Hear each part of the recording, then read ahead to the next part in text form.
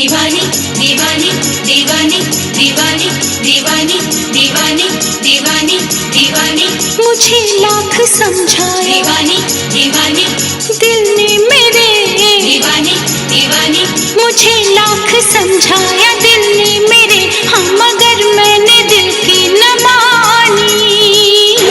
दीवानी मैं दीवानी सजन की दीवानी, दीवानी मैं दीवानी सजन की दीवानी। मुझे लाख समझाया दिल ने मेरे, हाँ मगर मैंने दिल की न मानी। दीवानी मैं दीवानी सजन की दीवानी, दीवानी मैं दीवानी सजन की दीवानी।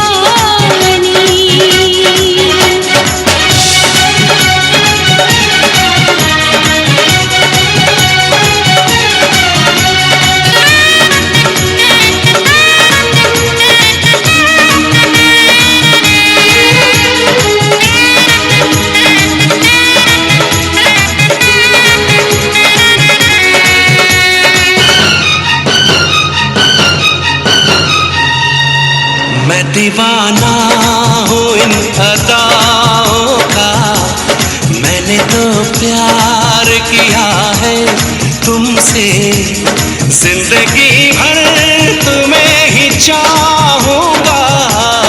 मैंने इकरार किया है तुमसे। मैं भी साजन तुम्हारी चाहत में सारी दुनिया को भूल जाऊंगी, साथ सह लूंगी सारे दर्दों हम, दिल के रिश्ते को मैं। दीवानी दीवानी दीवानी दीवानी भुलाऊंगी कैसे भला मेरे साजन मोहब्बत भरी ये निशानी। दीवानी मैं दीवानी साजन की दीवानी, दीवानी मैं दीवानी साजन की दीवानी।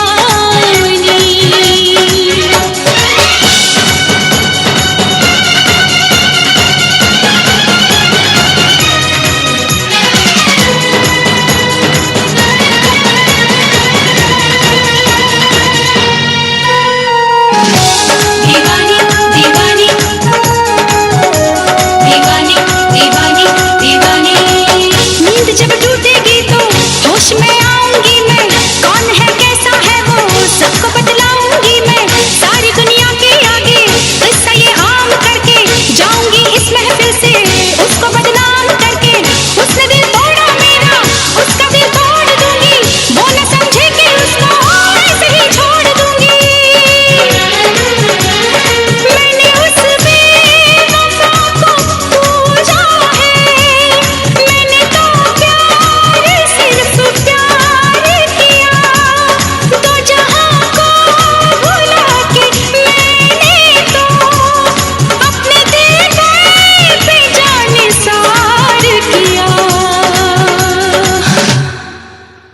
कभी सोचती हूँ जो मैं बीती बातें, बरसता है आँखों से